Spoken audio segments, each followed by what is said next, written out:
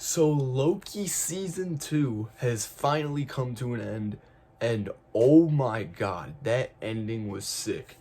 Today, I wanted to dive into and talk about Loki season 2 because there's a lot we're going to need to talk about because what happened at the end of season 2 is pretty big and it might be the last time we see the Loki character. So we're going to do a little bit of talk about today. I haven't really done a lot of Marvel talk lately, so I need to really step it up with the Marvel stuff, and I'm going to.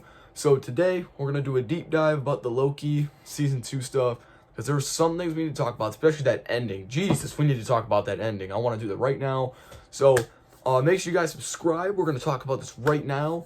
And, yeah, I don't know what to say, man. This was a crazy, crazy series. But I do want to say something real quick before we start. If this is the end of the Loki series in general, I'm completely fine with it. I have no problem with it in any way because I feel like the Marvel Disney Plus stuff has been a little bit overdone. So if this really is the true conclusion to the Loki series, I have no problem with it.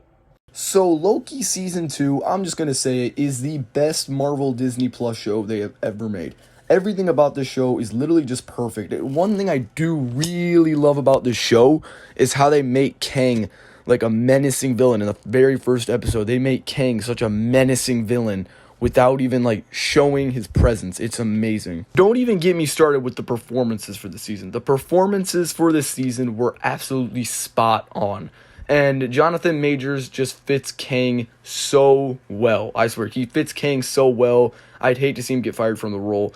And they definitely, that scene where Victor Timely gets spaghettified was, like, absolutely crazy. Like, I was not expecting him to get spaghettified. And there was that in that same episode, in episode 4, where the TVA seemingly gets destroyed. I like how in season 5 they kind of touch on that a little bit. For some of my favorite parts of Loki season 2, now we got to talk about the series finale, where Loki becomes the god of stories, or the god of the multiverse, depending on how you see it.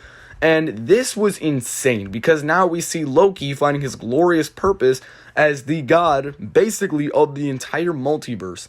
Now, if this really is the end of Loki's character, I genuinely don't mind at all. I feel like Loki has come a very far way. But this ending was insane. I really think that he could return in the future. I feel like he's bound to return in Avengers Secret Wars, or he could return in the Kang Dynasty, or anything else. But honestly, I would prefer if they just ended the series right here. I am perfectly fine with how Loki's character was, how he was written in this series. And if this is the last time we're going to see him as Loki, I have no problem with it. Thank you guys so much for watching, and have a great day.